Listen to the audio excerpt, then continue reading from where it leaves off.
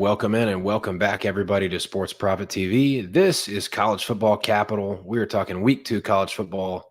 I am Sports Prophet, and with me, as always, is my co-host ClePicks, who has you had your mic muted. I just wanted to make sure that you were aware of that. But yeah, no, it was a successful Week 1, 5-4 on the show picks. We're going to recap all those and kind of something we want to do on the show is give our take on, basically how was the handicap? Was it a good read? Was it a bad read? We're going to take onus of that either way before we get into Week 2. But Clea, I know you had a great week on the show, but also outside of the show, right? Yeah, no, depending on the final result here in Tallahassee, either be a plus 9.5 unit week or a plus 7.5 unit week overall. So a nice rebound after a slow start in week 0. And overall, very, very happy with how week 1 went for myself, my clients, and also here on the show, a little small profit. We can build off of that going into week 2. Yeah, no doubt about it. Glad to hear you had a great week 1. It was a profitable week for me as well, as far as outside of the show. Got hooked on a couple of losses, so I was a couple hooks away from a sweep. But we were chit-chatting before the show. I actually like this week's card better because the lines aren't stale. They haven't been out for 2 months, right? So a little bit better opportunity to kind of get our hands on some numbers that'll obviously be moving. That's why we do the show today. Numbers have moved some already, but there's definitely some spots that still have value, and we'll get into that. Right off the bat, though, we are going to start with a recap. College Football Capital's Week 1 results. So our first play was Minnesota money line. That was a Thursday night game. I've got a couple things to say about this game. I think PJ Fleck is toast. And I mean, look, it's not a crazy hot take as far as, he was one of the guys on the short list of probably being on the hot seat going into the season. I think the defense looked okay. They were flying around. They had an attitude, they were decent at the point of attack. So you got something there, but here's the problem. The defense hasn't really necessarily been, they weren't great last year, but they haven't been the overlying issue. It's been that offense. So they went to the transfer portal and brought on an FCS quarterback who I really thought he was just really bad. I was really not impressed. I thought if they had anybody with a pulse playing quarterback, they would have won the game against North Carolina, because North Carolina, their starter, Max Johnson, was out like in the third quarter, right? So now, granted, you could call it a bad beat. Minnesota, their kicker, who's some Serbian kid who has been really good since he's been in Minnesota, missed a makeable field goal, and then he missed a chip shot as well. So North Carolina made their field goals, Minnesota missed theirs, and that was the difference. But man, if they had anybody with a pulse playing quarterback, I think Minnesota wins that game as a plus money home underdog. And I'll say this. I don't think that's a fixable situation, because I don't think they have anybody else on the roster that's going to come in and do a better job at quarterback. I think Minnesota is going to be a fade this year. I was really hoping for more and expecting more based on his performance in the FCS last year. And I think they'll be a fade this season. Yeah, I was disappointed myself in what I saw. I mean, I know they were missing the starting running back, but still the quarterback position seemed to be more of an issue than anything. Really no downfield passing threat. As you said, I totally agree. I thought defense looked fine. They were aggressive. Front four was really dominating the game to the point where they knocked out Max Johnson. Unfortunately for him, he's out for the year now with a broken leg. With that said, as you pointed out, one kicker made all his kicks, and then on the other side, Minnesota didn't. I thought Fleck went a little bit too conservative there when they got within field goal range. I was having flashbacks to the Georgia-Ohio State Peach Bowl when Ryan did the same exact thing, and they missed their kick 2 years ago, and it bit PJ in the foot again. So they keep saying, well, he wins all his bowl games. Yeah, that's great and dandy, but when you're going to, the lower.com fish fillet bowl, like, it doesn't really matter. Like, Minnesota has facilities. They have a great stadium. You're in the Midwest where you can recruit, fairly well. I'm not saying Minnesota is a really hotbed of high school football, but you have states around you where you may not get the A+ kid from Ohio, but you can get, the B+ kid from Ohio or something like that from Michigan and whatnot. And Fleck just hasn't done that. I mean, the offensive line I thought played well, but they didn't get enough from the quarterback. And, you had your quarterback transfer out to Rutgers. You bring in the kid from New Hampshire, if I'm not mistaken. Am I correct with that? Yeah. And he looked lost out there. And they were talking, he was highly sought after on the broadcast. I'm like, really? This guy? So in the end, the money line play. I mean, look, and Proph, I would have done the same thing over again. I mean, you missed it on a field goal with no time left. It happens. That's college football for you. It wasn't really a bad read. So at the end of the day, yes, it lost, but on the same front, though, not much you can do on that one. Yeah, if you told me I could have, plus 118 on a makeable game-winning field goal, I'm going to take the plus money every time, right? So if that's what it came down to, the odds were still in our favor. On to the next one here, which was a winner. And man, this was about as clean cut and dry as it gets. Georgia, pretty much just big boy Clemson. They were just better. They're just better everywhere. Clemson, obviously, talk about coaches that are potentially on the hot seat. I think Dabo, it's time to face the music for Dabo Swinney because the guy refuses to adapt to the transfer portal era. Like that is what college football has become. I don't know how else to put it other than he's made it about himself, and he wants to do it his way, and he's not adjusting. And you cannot be Clemson with that big of a brand and not bring in talent, because you cannot tell me that they couldn't have got players, that they couldn't have upgraded their team all over the field. There's no doubt about it. They're, less than a decade removed from winning national titles. So, yeah, I think that's on Clemson. But on the bright side of things, this was a great call, Clee. You got him at minus 13. I was joking before the game that the line had moved towards Clemson because their top two running backs were out, and they've literally got Herschel Walker, 2.0 as their third stringer. So it's not like, it's not like that line should have been moving at all. Obviously, easier in hindsight, right? But this was a great read. This was Clemson minus 13, and it was a clean cut winner. Yeah, no, I was extremely happy with how that game went. A little slow start, but the read was spot on. Cade Klubnik is not good. Let's just be very bold and point blank. And as you said, the further Dabo Swinney gets away from getting with the times, the further Clemson continues to fall away from the top upper echelon of college football. And, I thought Georgia looked physical. Again, I thought Georgia did whatever they wanted to do in the second half, especially on the outside, not interiorly, but on the outside with their run game.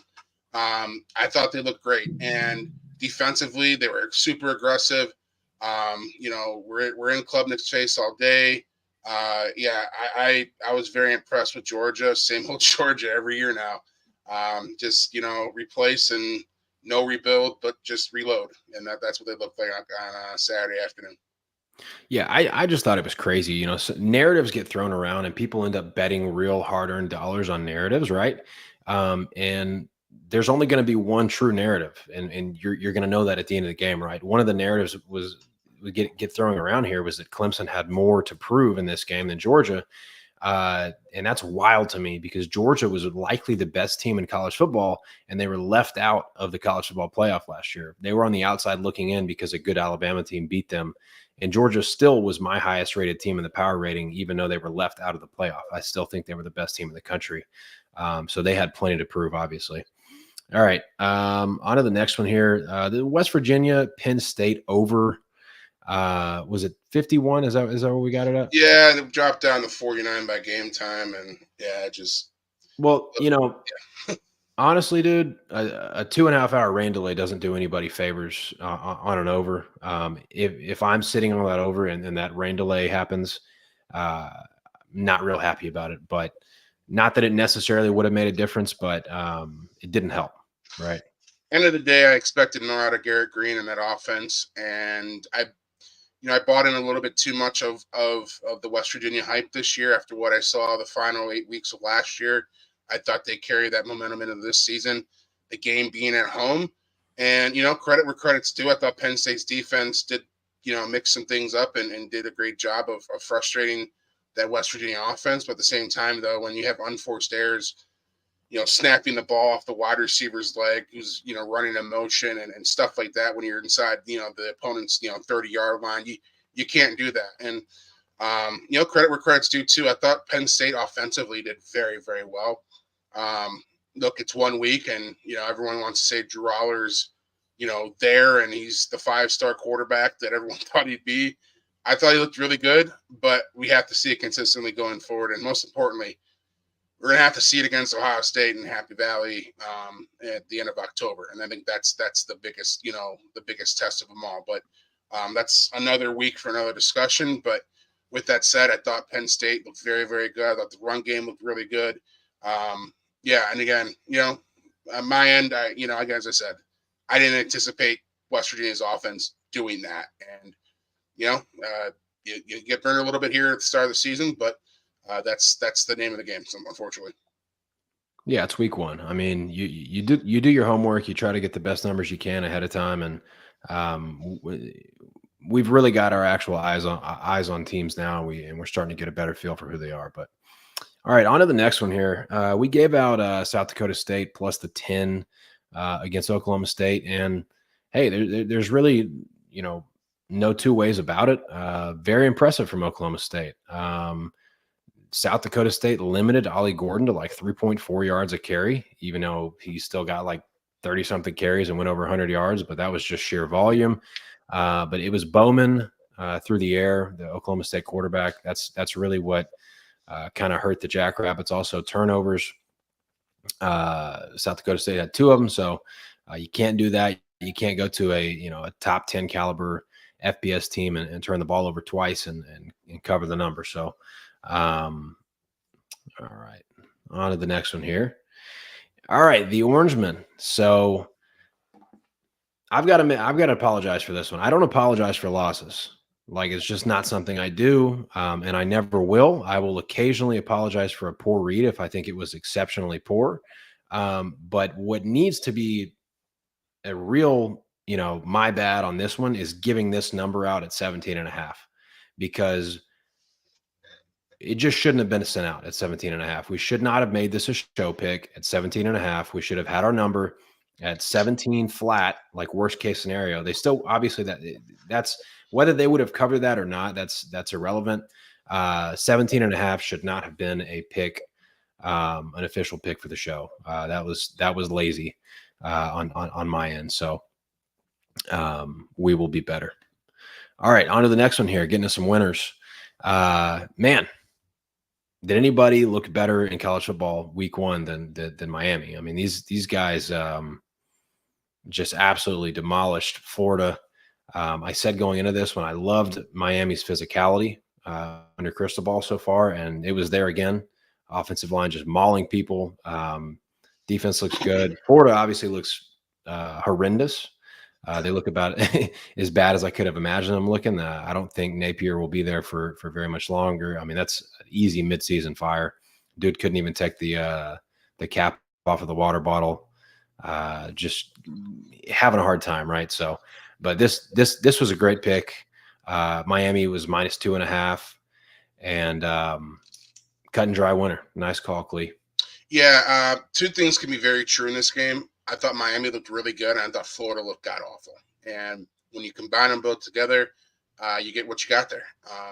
As we said on the show, and Kirk's pointing out, go Canes, and yeah, they were great on Saturday.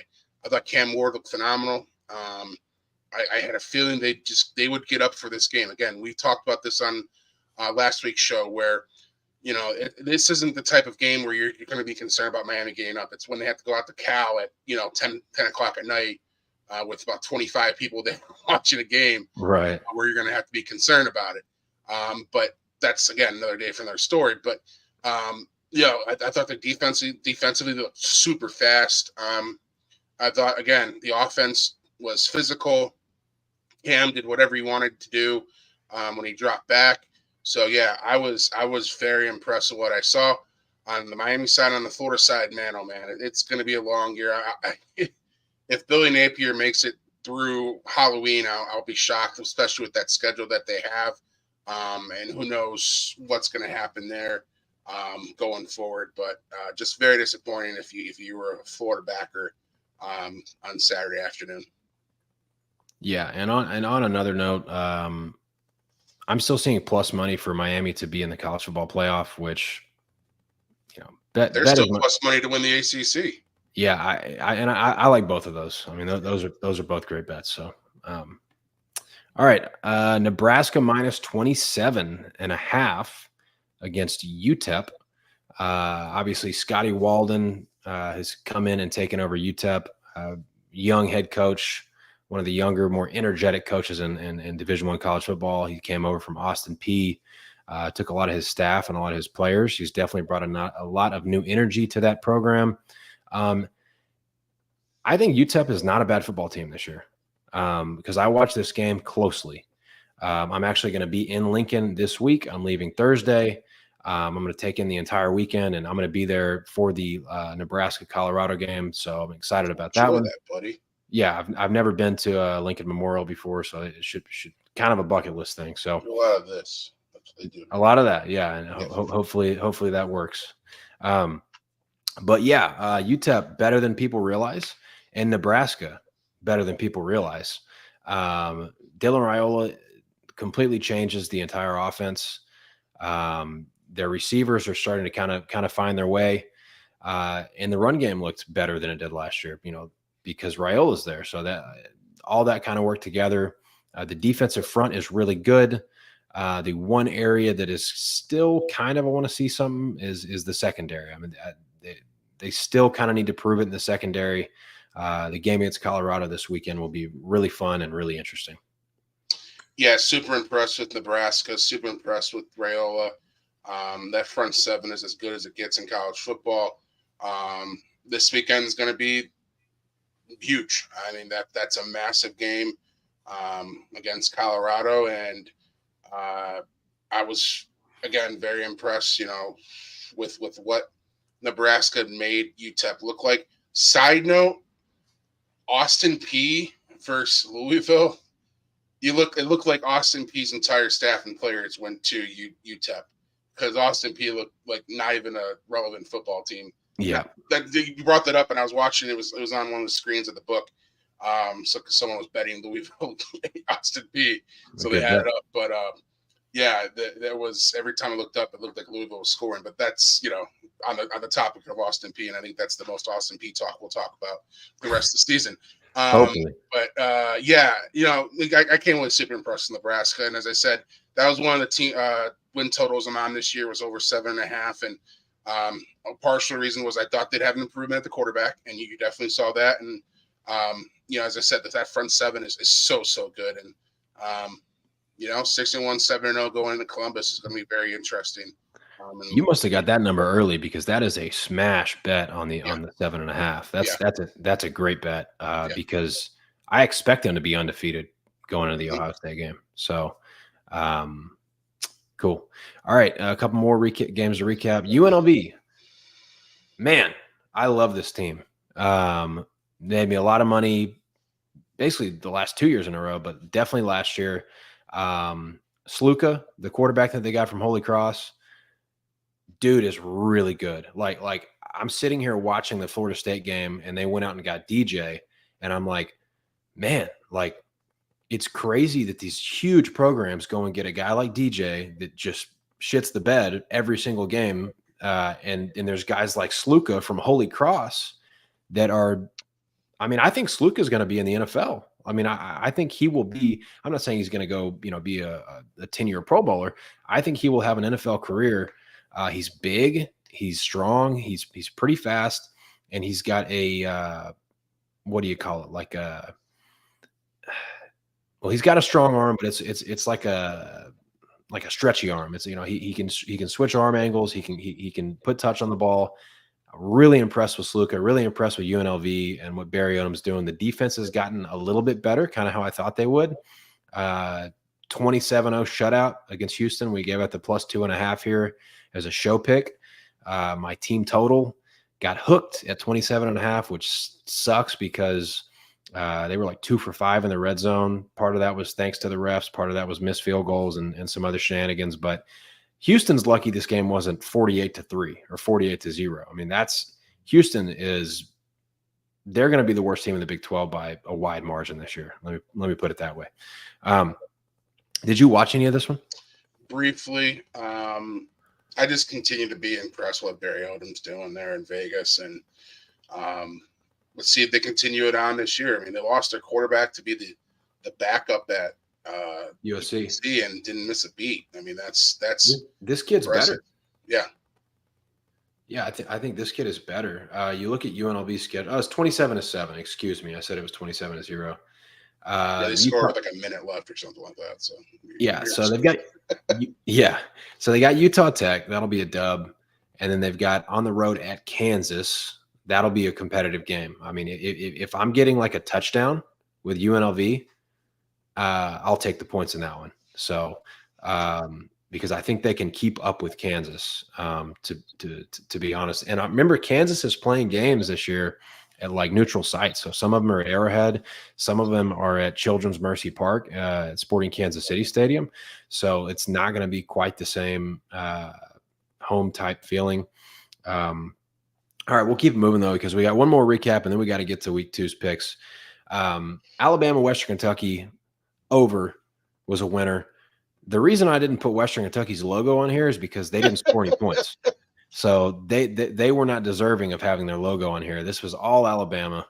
Alabama scored all the points to carry this over single-handedly, right? So another great pick from Cle, and DeBoer has got the offense going early.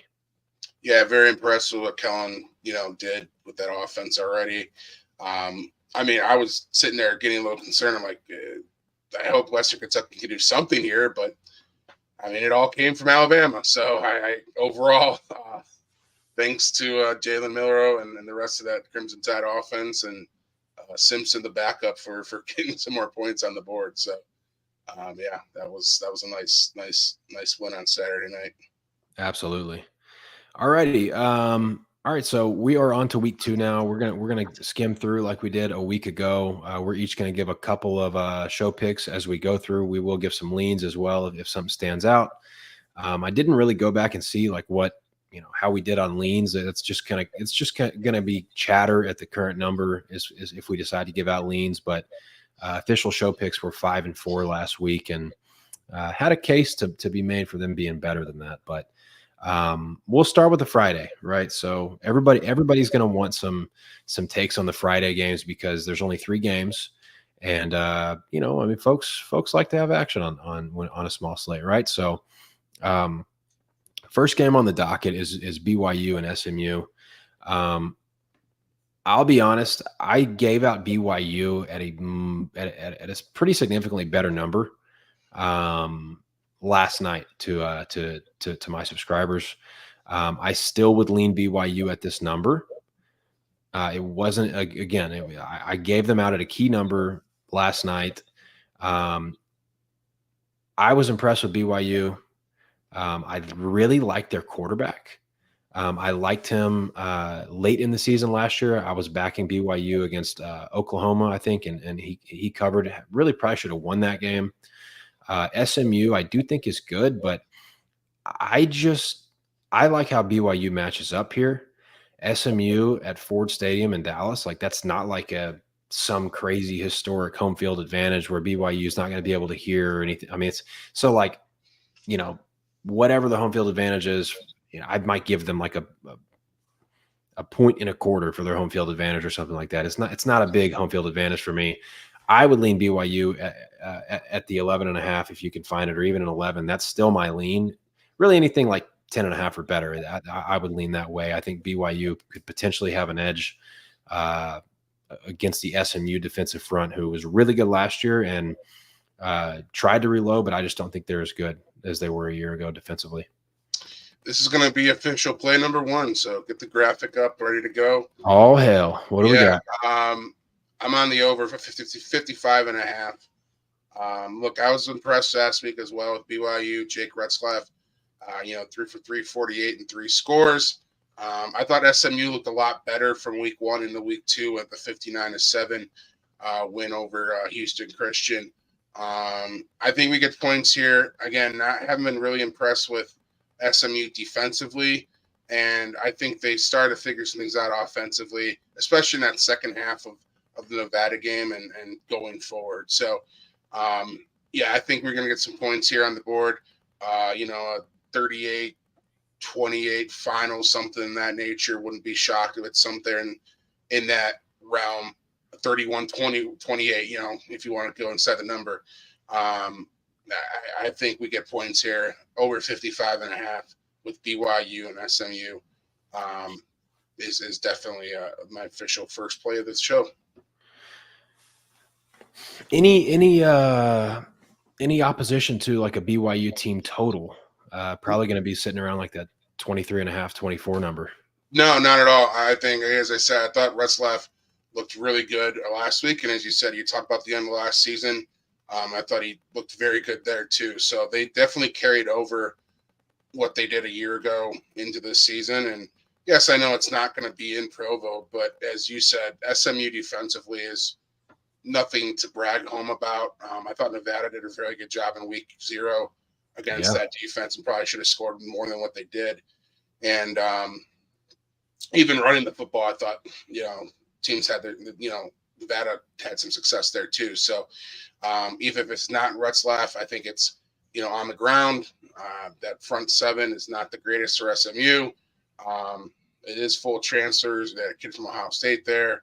I'm not impressed with what SMU does defensively. So, I would say BYU team total would be a look as well. But I'm just going to go full game over 55.5. All right, over 55.5. There you have it for our first official show pick of week 2. All right, the other game of interest for Friday night is Duke and Northwestern. This one opened, I think, at like Northwestern -4. Duke has taken some money. I thought I was going to have interest in this game, but I don't think I will. The total is really low. I looked at the total. It's super low. Duke has got they brought in the guy from Manny Rodriguez. He was at Jacksonville State last year, obviously, pretty well-known defensive coordinator for Penn State at one point. I'm surprised with Mike Elko leaving how good that defensive front looked in Duke's first. Now, granted, they were playing Elon, right? But they looked really fast. So I wanted to back Northwestern in this game initially, but I flipped on the tape, watched Duke, watched Northwestern. I can see why somebody's coming in on Duke. I think that this line is appropriately priced at this point at a 2.5 because I think Duke will have a speed advantage in this game, believe it or not. So probably staying away from this one. You like anything? Yeah, I lean Duke plus 2.5, but nothing official here. I too came away with impressed with Duke. They have some dudes up front. That's definitely for sure, and guys that will play on Sunday for sure. Yep. Northwestern. I mean, look, it's a weird situation there. It's a beautiful high school stadium, I guess. I don't know what you want to really call it there on the lake there. I love it, dude. It's beautiful to look at. Yeah. But just a bizarre turn, with the renovation of Ryan Field there. Northwestern really got off to a nice start on Saturday, but then just kind of stalled out the rest of the game. And, Miami was driving to tie that game and, Gabbard threw that pick, but, that game could have gone towards Miami towards at the end there. So, I wasn't really blown away with Northwestern. Yeah, nice win over, I think, in my opinion, probably the best team in the MAC, but that's not saying a lot this year. So, I would lean Duke plus 2.5. Cool. All right. We keep it moving into Saturday now. Got some interesting games here. You see anything on the page worth talking about? Yeah, so I will say this after watching, Georgia Tech through 2 weeks. I really like their offense. I really do. Um, I don't know what the total is on this one, but especially after watching Syracuse really not be able to slow down Ohio's offense, which again wasn't that impressive coming into the year. Yeah. I like the over there. Again, I don't know what it is. It's 61. It's a little 60 high. and a half. You got a Yeah. 60 and a half out there. Um, so I would lean towards that if you're looking for something on that noon slate. That's not one of the bigger games, but um, yeah, the reason being, as I said, I thought Georgia Tech's offense looked really good. I was concerned with them coming off of the trip to Ireland, and they really didn't miss a beat on Saturday night. And Georgia State's not a terrible team either. Um, and then Syracuse, as I said, offensively, I thought McCord looked pretty good, but defensively, I think there's some issues there. So, uh, yeah, I think 61's a nice total to look at there. I do have in another. I actually have two official plays here in the Oh news. hell, okay. On Yeah, I'm Go ahead. leaning the same way with you on the Georgia Tech Syracuse. I've got to lean on the over as well. I think Syracuse offense actually looked okay. I thought their defense looked pretty bad, and I don't think Georgia Tech's defense is as good as people think it is right now because I think Florida State was just that bad offensively. So Yeah. um, I would play that up to 61. It did open at like 57 and a half. So 60 and a half, great. 61, don't play it any higher than that. That would be my lean also. But we got some more officials. So what do we got here? I have a parlay for the Okay. people, and I have it over for the people. So I'll go with the over first because it's going to be less talk. It's the game right there, Cincinnati and Pitt. I like the over 59. I thought Cincinnati. I know it was Townsend, but Brendan Sorsby looked really, really good at quarterback for them. Um, threw over 330 yards, 2 touchdowns, ran into as well. Um, they had over 650 yards of total offense on Saturday. Um, Evan Proyer, transfer from Ohio State, he rushed over 100 yards and had a score. So that offense looks really, really good. The problem is their defense let Townsend do whatever they wanted to do, and that was an 8-point game going in the fourth quarter. So be aware of that because I thought Pitt's offense looked really good. They had over 570 yards on Saturday versus Kent State. But again, I thought Kent State was able to move the ball for majority of the first 2.5, almost 3 quarters on that defense. Now, Pitt's won 55-24. This is an old, like I shouldn't say old, but it was a Big East rivalry there for a little bit. So I think we get points here. 59 is what I have the number at on DraftKings. I really, really like this total. Again, I think this gets into the mid 60s, if not higher, like a 38-31 type game. Just again, both quarterbacks look really good in week one. Again, Sorsby looked really, really good for Cincinnati. Dual threat kid, transfer from Indiana. Yep. Thought he looked really good for the Bearcats offense. So over 59 is official play number 2. Cool. All right. Well, we'll keep it moving then. And then the parlay. Look, I think Texas wins on Saturday. I just hate the number now. I think this is getting out of control. This was at 2.5. The best number is clearly gone at this point. Could I see Texas winning by 7 or more? Yes. But could I see Michigan keeping this close as well? Yes. I'm not going to, deny that. My issue with is Michigan offensive looked god awful on Saturday against Fresno State. And I think Texas defensively is going to really give them and give whoever's going to play quarterback for Michigan a lot of issues. And when you can't throw the ball and you're very much one-dimensional like they were, I didn't think Donovan Edwards did a lot on the run game. They're going to try to use Orgy there more. I don't know, but I thought Texas didn't look like they missed a beat offensively. Ewers looked really good. They stretched the field a lot. That's leg one. So Texas money line with the team right below that, Oklahoma State money line against Arkansas. It equates to a -115 parlay.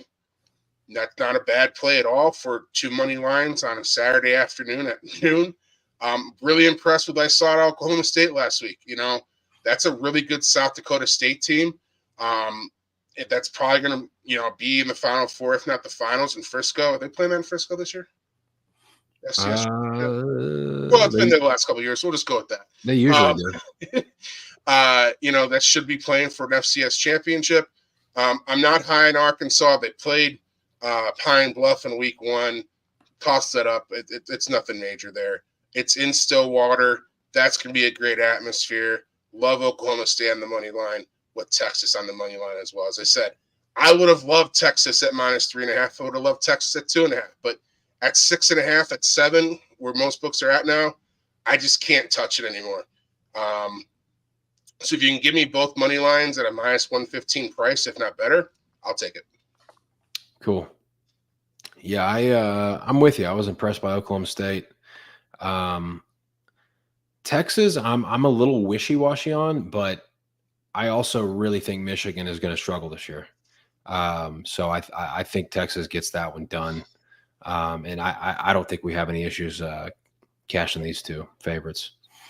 And for the record, I won't do this a lot, but again, it's just based upon what the number is now with Texas and Michigan. I cannot do 6.5, 7 with where it was, but I think Texas is going to win. It's just plain and simple that way. No, I got you. I'm in the same boat with a couple other games on this slate. So, I got you. All right. All right. I'm going to give out one here. This is going to be kind of maybe a little bit of an eyebrow raiser. Big number.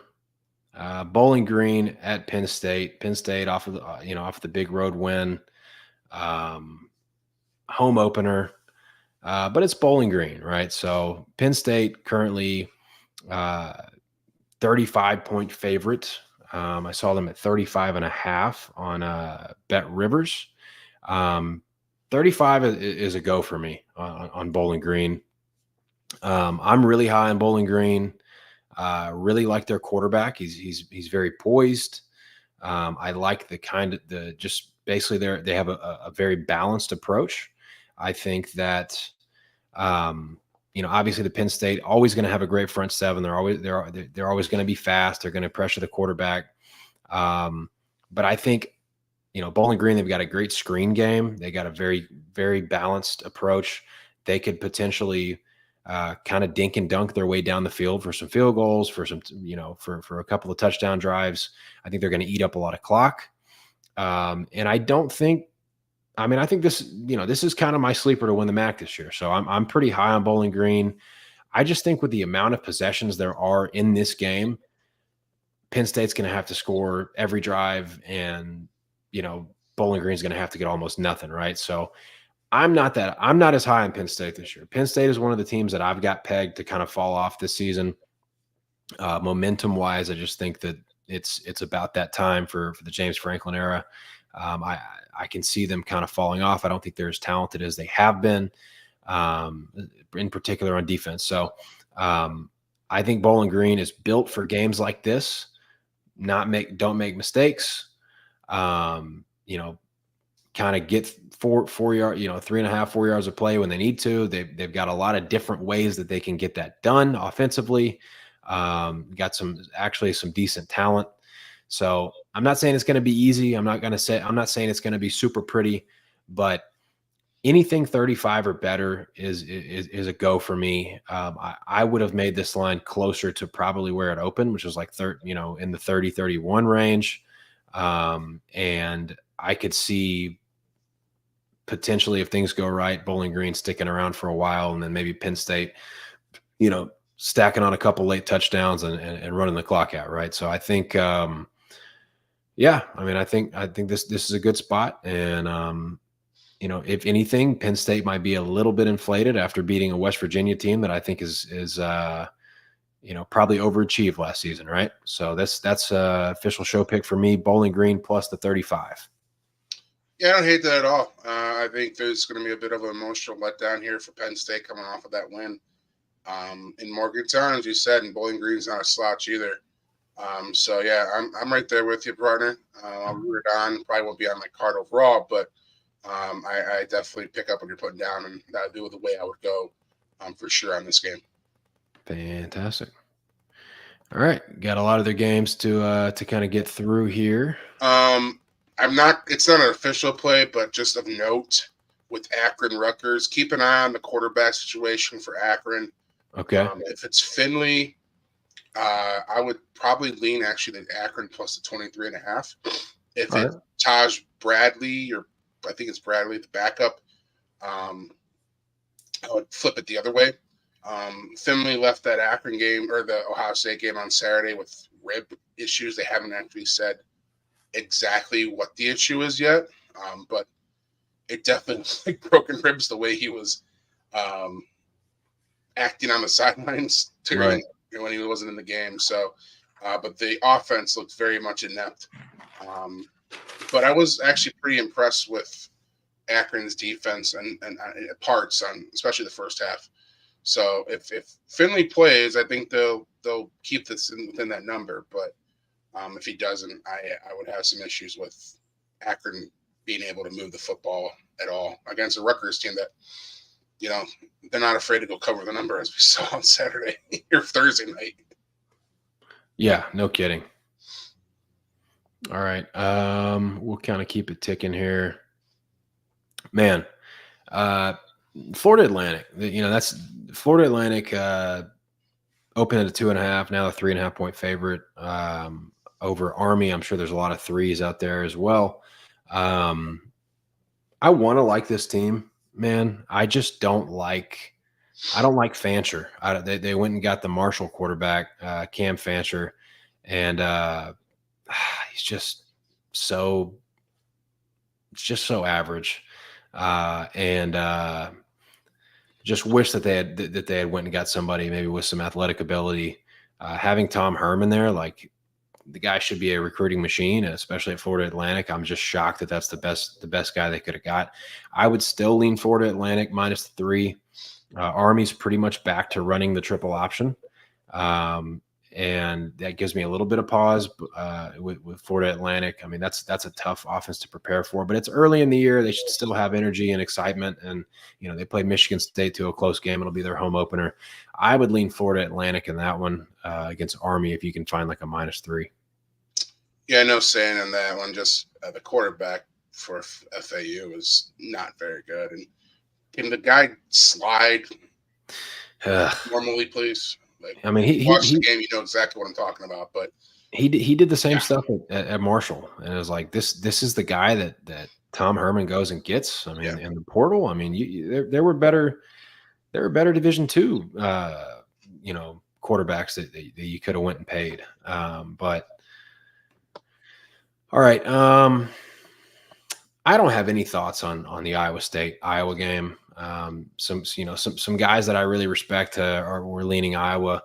I would probably lean Iowa State, to be honest. I think that I still don't really trust the Iowa offense, and I think Iowa State can kind of make it ugly and probably get just as many stops and maybe score one more time than Iowa can, and that's what the game is going to come down to. I would lean Iowa State. I don't have anything super strong. If you have a stronger lean than that, then let me know. No, I lean Iowa money line, truthfully, on that one.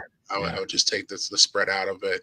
These games are usually competitively close and competitively ugly, super physical, but that's just how the Cyhawk goes usually. So ugly. No real play for me on that one. Cool.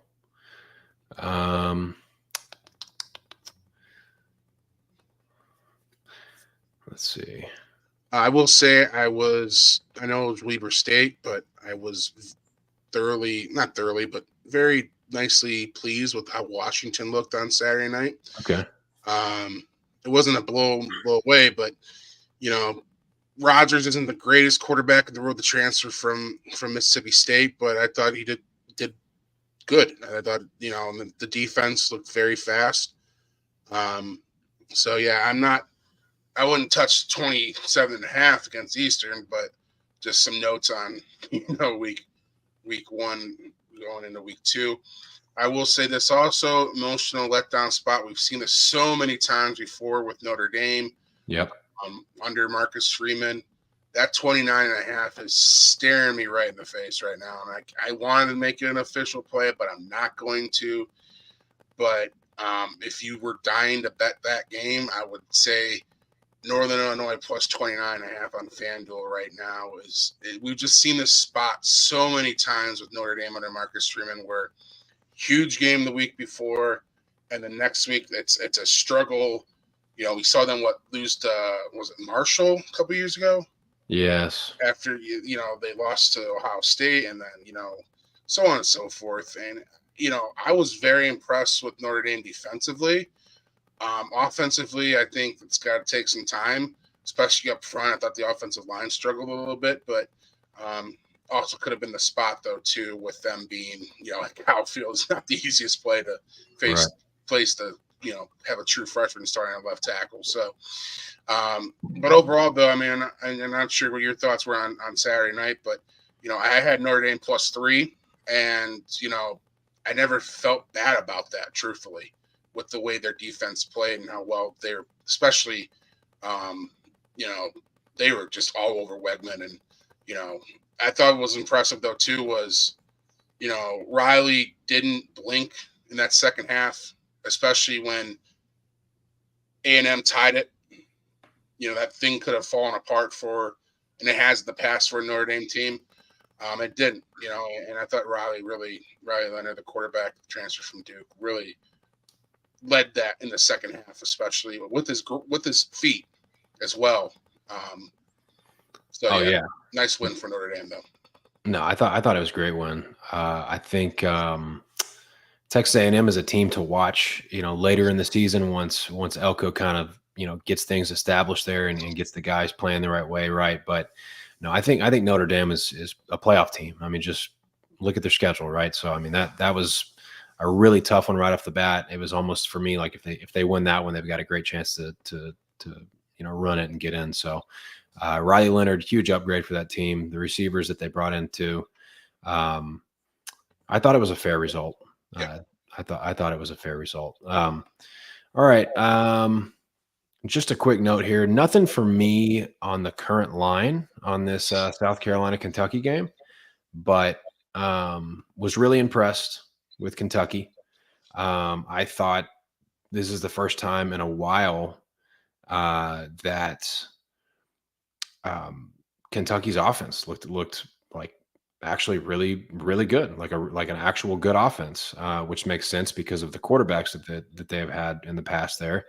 But they brought in Vandergriff, who has spent some time at Georgia, and dude was smooth. I mean, he was smooth and polished. He only threw 18 passes, but threw 3 touchdowns, and the run game was there. And obviously, it was Southern Miss, but also, as far as liking Kentucky in this game, I thought South Carolina, on the other side of things, really didn't look very good. I don't like their quarterback that they brought in, Lenore Sellers. I just thought he was very limited in the passing game. They lost a ton of talent in the receiving core. Obviously, Rattler's gone, and I mean that their whole team was offense, right? And so, definitely, I think Kentucky gets the job done here. This line has moved a ton, though. I mean, this was like 6.5, and now it's 10. So, but no, I Kentucky on the way up, South Carolina going down. Yeah, I was very unimpressed with South Carolina versus Old Dominion. That was, I mean, they got the win, but that should have been a lot more than what it was. This is not an official play, but it almost was. It's definitely a lean for me. Utah minus the 14 against Baylor. I was on Utah minus 40 on Thursday night. That came home for me. I'm going to probably go right back to him. I just want to see where the number goes. It opened up at 17.5. It's down to 14 now. If it gets under 14 at 13.5, I'm definitely going to fire on it. Love Utah at home. Love Utah with Cam Rising in his 45th year. We talked about this last week. Um, Especially at Bryce Eccles, where they play so dang good, especially defensively. I think it's going to give Baylor a hard time. We've seen so many teams, group of four teams or power four teams go in there. Florida last year, other Pac-12 RIP teams that have just struggled offensively. I think of UCLA last year as well. That just cannot get any offense going in that stadium. I don't know what it is. Is it because of the Muse? Is it because of I don't know, but no one seems to be able to move the football when they play at Utah, and I think this plays right into it. We've talked, off air especially about Finn, the quarterback for Baylor, who was the quarterback at Toledo a year ago, and very much a roller coaster type quarterback who I don't think has ever really played. He did play at the Shoe, but struggled 2 years ago. This is going to be kind of that same situation where I think he could have a long afternoon. I think Utah wins this game. I think they win it going away. I just want to see the number at 13 or 13 and a half before I actually give it out. Yeah, and I think that's the approach to take here. I do have an official show pick for this one on this game, and it's going to be on the total. I watched, Baylor's my team. I watched them against Tarleton, who's a new FCS program, really nothing. I like what Tarleton's doing in Stephenville, but they got a lot of work to do, and they're on the way up, but it's going to take some time. So it's hard to take away a whole lot from that game. Other than this, I was pleasantly surprised with the Baylor defense and the speed of the defense, right? Like that was very surprising to me. The defensive front and just the speed at which the hats were flying around looked pretty dang good. I was like, all right, like at least we'll have somewhat of a good defense this year. Basically, was my takeaway from that game. And but yeah, we talked about DeQuan Finn. I think an environment like this, he's never played an environment like this, like not even close. So no offense to the MAC. This is going to be a whole different animal. Utah returns 10 starters on their defense last year. Let's talk about what this defense did at home with like their fourth string quarterback. You're talking about their offense was punting, like going 3 and out over and over and over.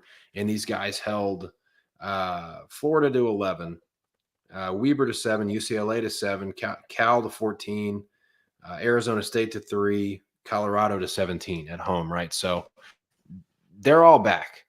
I'm going to take the under here, under 53 and a half.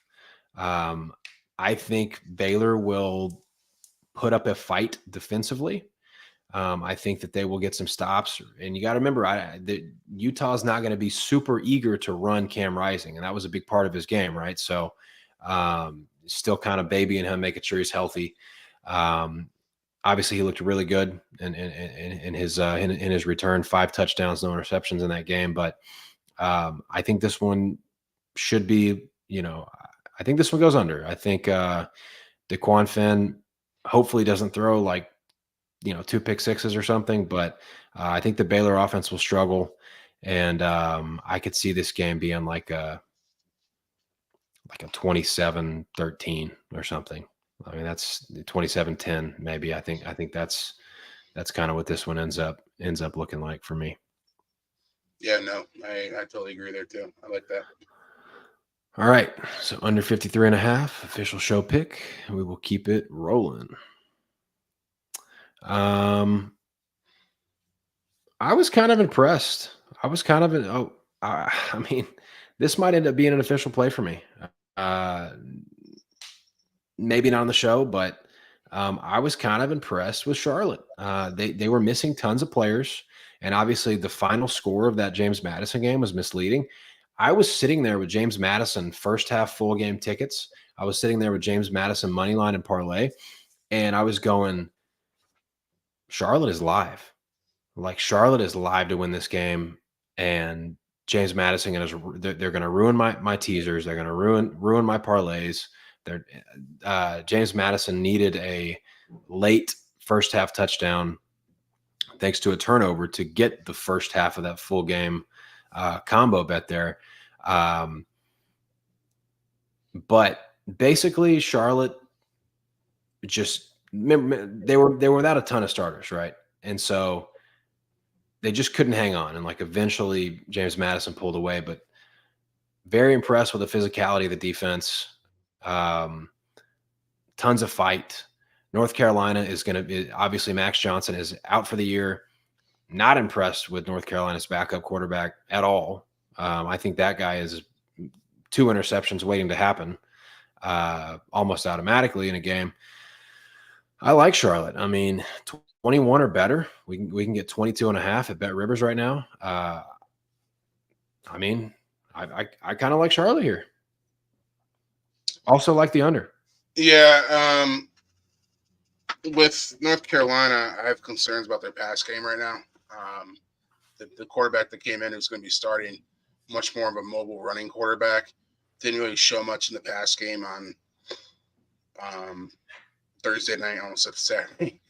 The only time they really spread the field downfield was a broken RPO play where the corner for Minnesota came up and left the wide receiver wide open. Outside of that, really didn't see much. So overly, I would say, yeah, Charlotte plus 22.5 is a nice look. I didn't watch the James Madison game, so I can't really talk much about that. It's more of a play on what I saw from North Carolina and not being happy with lack of offense, I guess is a good way to say it. I think I might actually like the under better in that one now that I'm thinking about it, because I think Charlotte's offense probably continues to struggle. So 48, under 48. Also like Charlotte, like the under. Either of those, good leans. All right. Keep it rolling here. Stop me if you see anything. Quick question for you. Yeah. More impressed with Vanderbilt or more unimpressed with Virginia Tech? Um, Because my opinion was more impressed with what Vandy did. I thought they looked, well, not say legit, but I mean, much improved from a year ago. I think Vanderbilt's going to cover some spreads. Yeah. And I tweeted that mid game, mid Vanderbilt game. I just don't think the ACC is very good either. I think Virginia Tech's probably about what they were last year, and Vanderbilt caught them off guard. Virginia Tech rolled in there as a 2-touchdown favorite. Expected the game to be handed to them. They thought our players are better. We're here. We're good now, and give us the W. And that's not how football works. So, yeah, I mean, Pavia is a player. Obviously, big upgrade there for Vanderbilt. I do think they'll cover some spreads, but yeah, Virginia Tech I don't think they're worse than they were last year. I just think that they're Virginia Tech. So I know a lot of people had high expectations for them this year, but yeah. All right, here's they're the dark horse in the ACC. I'm just like, right, yeah. Which I mean, everybody's a dark horse in the ACC this year. But what about this game? South Alabama and Ohio. I expected Ohio to take a big step down, but they didn't. I came away, was like, man, these guys just kind of next man up, right? I mean, they only brought 3 back on defense, 2 back on offense, and not a bad showing at all for the Bobcats. I was really impressed with them offensively.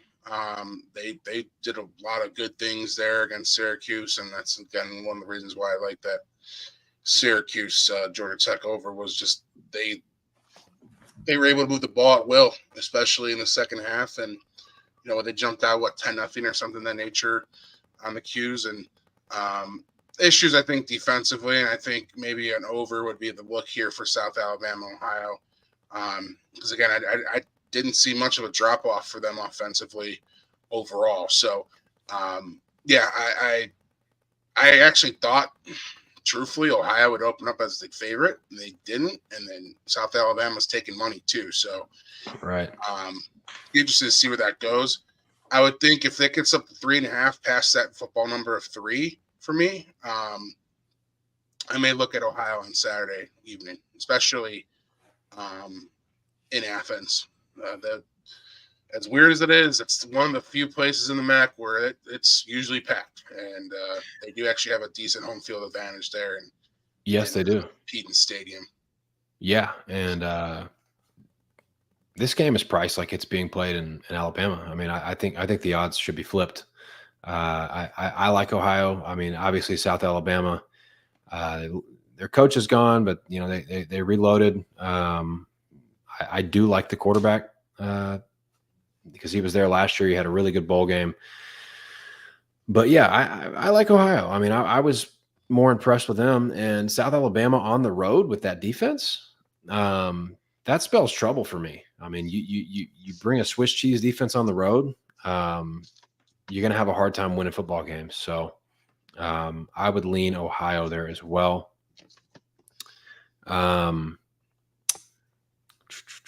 Nothing for me on any of these ones. I'll be honest. San Jose State. Going up to Air Force, I think it's gonna be interesting.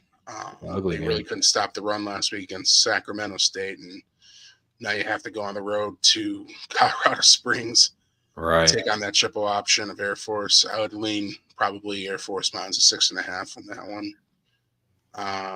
Didn't really watch much of Wake this week, so I can't really give an opinion on that one too. So Cool. How about let's see, how many show picks have I given out? I'll give out one more in this game, Tulsa and Arkansas State.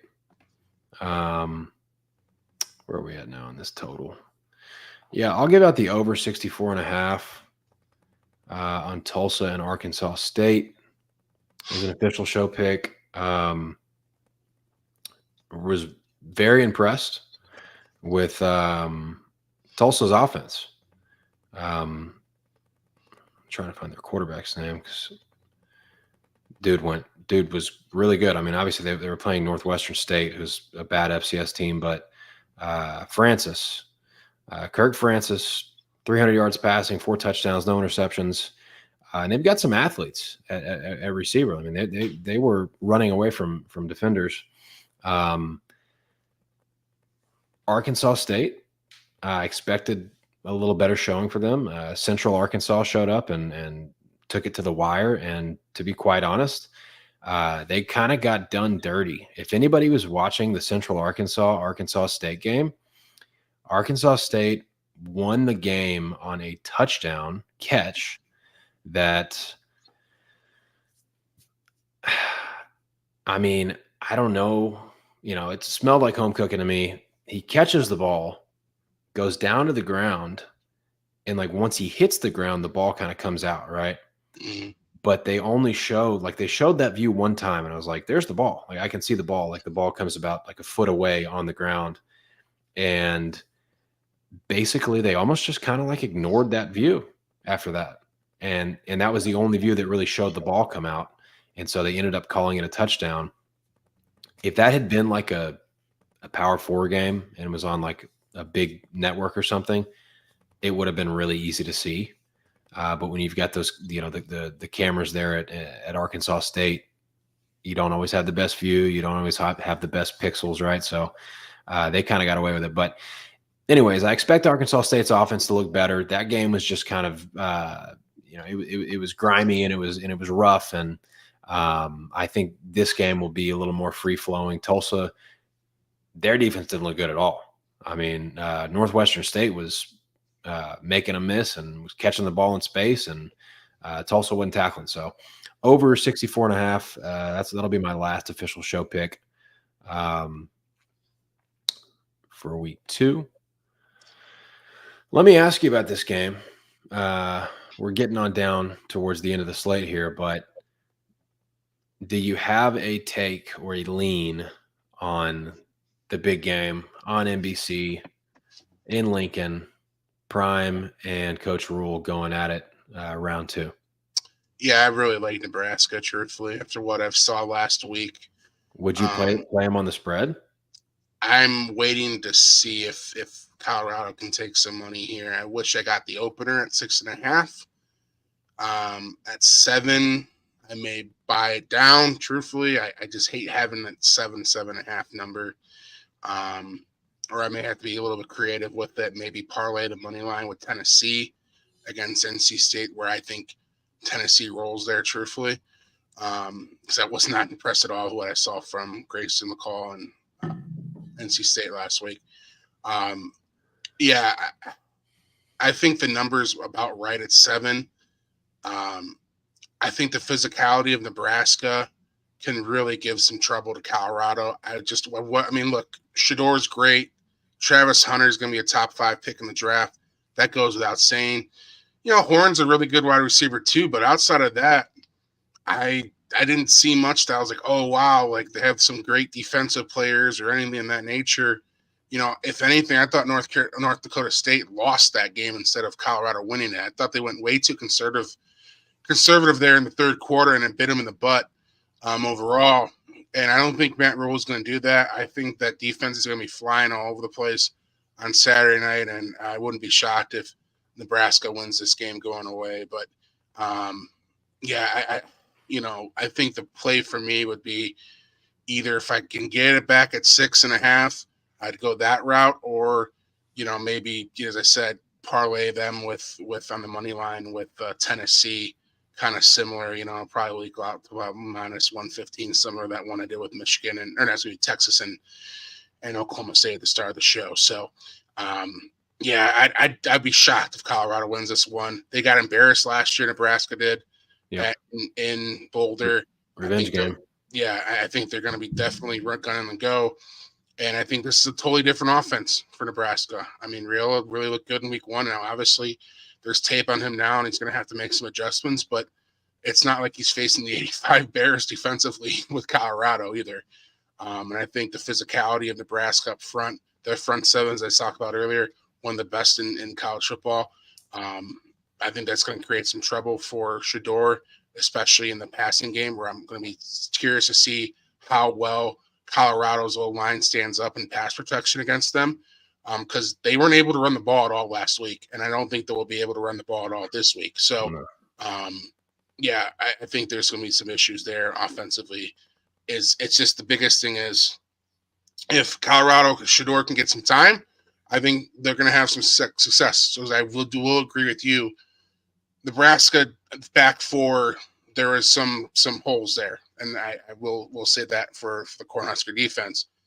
The problem is I just don't know how much time Shador is going to get. So we'll see what happens there, but I think Nebraska is the play Saturday night. I think Nebraska is probably the best money line parlay piece of the week. There's some other good ones, but I think Nebraska wins the game. Now, look, there's a big difference between a team winning the game and a 7.5 point spread, right?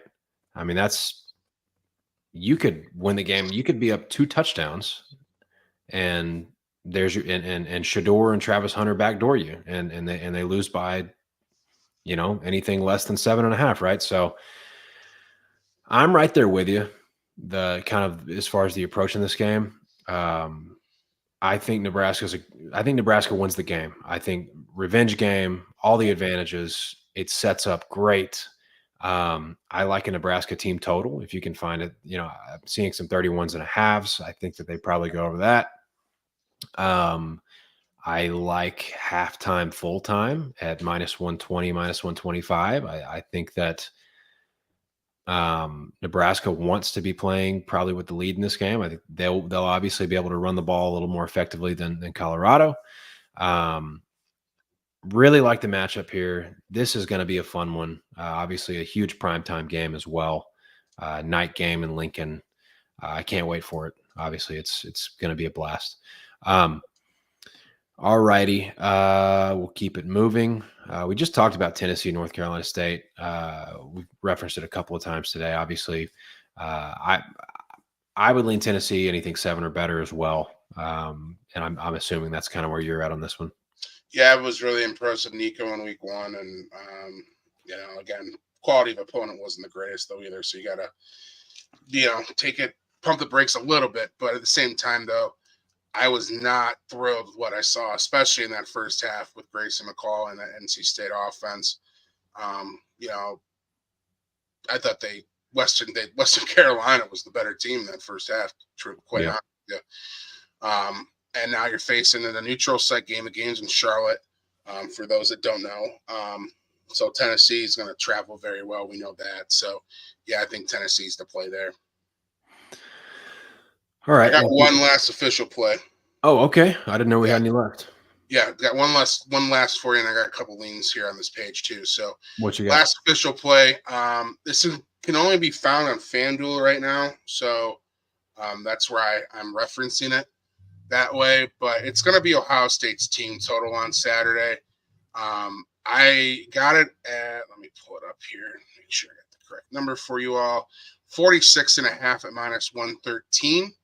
I liked what I saw offensively, especially in that second half where they really got it going.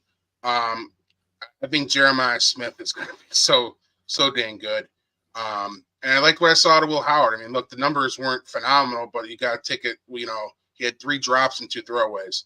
I thought the offense really got it going in that second half, especially with the running game. I think they carry that over in this week. I know Ryan Day wasn't happy with the offensive line play. I think that's better. They put up 52, 54 or something like that this past week. I think they can duplicate that this week. The defense I thought was equally as impressive in terms of getting turnovers. We saw Wisconsin wear down Western Michigan Friday night. I think that happens again here by the third, fourth quarter. I think it's going to be, lights out. So over 46.5 on the team total. Again, you can only find it right now on FanDuel, at least on my end. Here in Ohio. It's not listed on BetMGM. It's not listed on DraftKings yet. So if you're looking for it, that's where I found it on FanDuel. But over 46.5 for the full game. Team total this week. I'm not going to mess around with the first half and get burned again like I did last week. So, yeah, I really liked what I saw out of Howard, and I think going forward, I think they're going to be fine offensively. And as I said, the defense was creating turnovers, and I think they can do that again this week, especially with the front four looked super fast, and that's encouraging to see. Yeah, I'm higher. I'm higher on Will Howard than a lot of people are. I think we talked about that last week, but I think he's going to be just fine. All right. We will keep it rolling. Couple leans for me. Oklahoma -28.5. Again, I thought Houston looked terrible last week. I equally liked what I saw at Oklahoma against Temple. I thought Jackson Arnold looked pretty good. Surprising to see, but I thought offensively they were clicking on all cylinders. I know they're going to be without Farouk or the wide receiver. I'm sorry if I mispronounced the name, but I think that's right. Yeah, he'll be out for a little bit, but equally though, I thought they looked really good. And if Houston couldn't move the ball against UNLV, Oklahoma's defense is, I think, the stronger side of things for them. I think they're going to have some issues there against the Sooners. So it's a lean for me. -28.5 is what I have, and I'll go with that. I think Houston is in big trouble. Yeah. I think they are bottom of the barrel in the Big 12. I think they are going to be the doormat, and I think it's going to be really, really miserable. I mean, they should have lost by 40 points to UNLV on their home field last game. So have fun going to Norman. This one's at Oklahoma, right? Yes.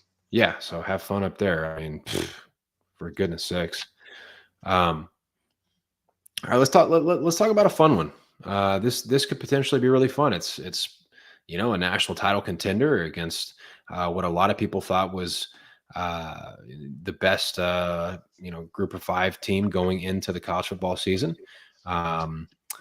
Boise State obviously wasn't quite as clean of a win as they were hoping for last week against Georgia Southern on the road. But they scored 56 points, and they probably have the best running back in the country on their football team in Ashton Jeanty.